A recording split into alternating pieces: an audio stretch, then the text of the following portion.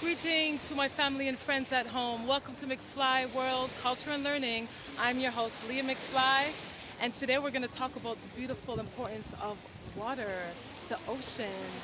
As last week, Miss Fancy Flow, she talked about the importance of water for the body and how important it is to speak positive affirmations to the water, as the water it responds by having a higher vibration when you speak great things to it, and it's empowering when you put it into your body. Today I want to talk to you about things to be mindful of about our water, things that are detrimental, and some solutions. I also want to talk about fun tips about the water that we need for our natural hair. So, first things first, it's very important to understand that all walks of life, from plants, humans, and animals, we all rely on water. We're all made up of water. And the world is made up mostly of water. And as Ms. Fanciful said last week, our bodies are also made up of mostly water. So it's really important that we nurture that. Really important that we nurture what is outside, also bringing it inside. Because although we're looking into the water and we don't know what the importance of it is, or we don't understand the life below, it's still really important because we all rely on the water. So it's really important that we all do our part to make sure that we're keeping it clean and fresh. So what we have to be mindful of is certain, water systems, throwing sanitary products. Sometimes, what we put in the toilet is not good because it's actually running into our oceans. And we also have plastic and waste and bottles. And as you know, a lot of whales are, in other walks of life in the water are also choking on these straws.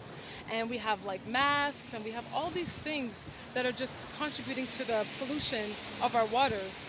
And it's really important that we do our part to make sure we keep it clean. Another thing to know is that out here in Mexico, there are lots of cenotes. And cenotes are bodies of water underneath the earth that make these caves with fresh, clean water. And we have fish and turtles, and we have bats. And it's just wonderful, the beautiful fresh water to swim in. It's so wonderful for your skin, very rejuvenating. It's also very sacred with crystals that are in there, so it really helps for the meditation. But a lot of times when we go to these cenotes, people are drinking and smoking, and they're leaving their butts and they're leaving their garbage in the rocks, and they're going into the water. And as we have our home, we wouldn't want somebody throwing garbage in front of our house. We have to understand that when we go to the ocean and when we go to these cenotes, we are entering the animal's home. So we have to respect. It's like taking our shoes off at the door. So we have to be mindful that whether we live there and we're just visiting, water is still something we're always going to need in terms to swim, to drink, and to, take a shower. So the more we take care of our water, the better it is. We have, a lot of pollution from the boats. Sometimes some companies, some factories, they throw a lot of waste and oil and gasoline into the water, and it's just not right. Because would you want to wash your hair with waste? I don't think so. So what are things and solutions that we can have? One is each one teach one. Everybody do your part.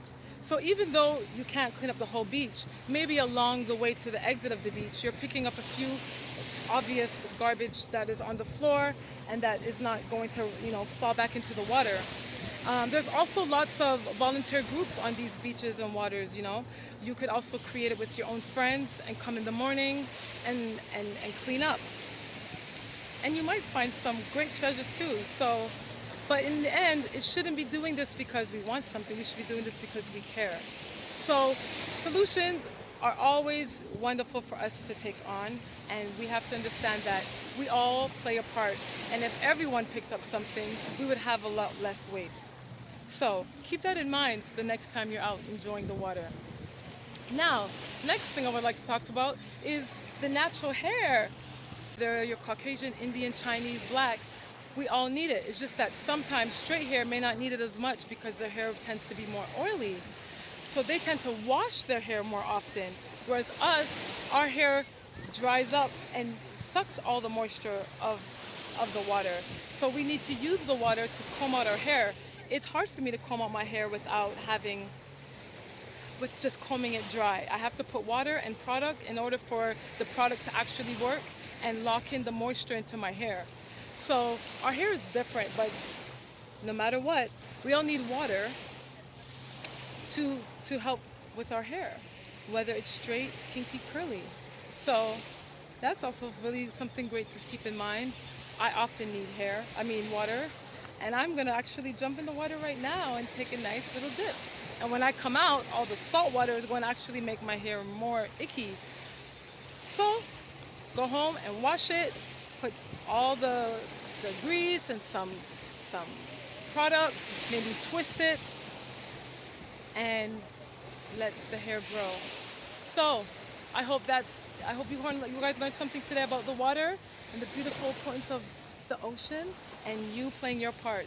So thanks for joining me. See you again next time on McFly World. I'm your host, Leah Mcfly. Like, follow, share, subscribe. Thank you. Bye.